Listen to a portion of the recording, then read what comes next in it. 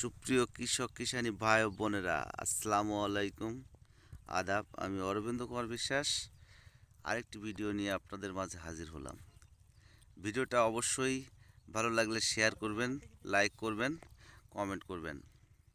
এটা হলো লাল তীর হাইব্রিড থেকে বীজ উৎপাদন করা হচ্ছে।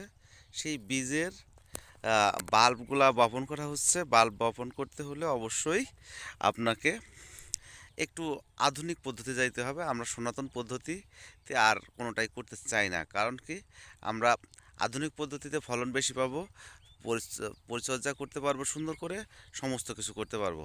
তো আমরা কি করছি, 4 লাইন পর পর 1 লাইন গ্যাপ দিয়েছি এবং এই 4 লাইনের ডিস্টেন্সটা হচ্ছে 12 ইঞ্চি পর পর 4টা লাইন দিছি এবং পরের লাইনটা আমরা 22 ইঞ্চি দিছি।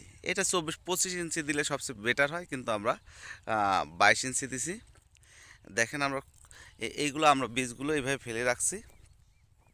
এই বীজগুলো ফেলে রাখার পরে এই যে লাগানোর পরে আমরা এখান থেকে কিন্তু ড্রেনেজ ব্যবস্থা করে দিব, যাতে ভবিষ্যতে এই ড্রেন দিয়ে আমরা পানি দিতে পারবো।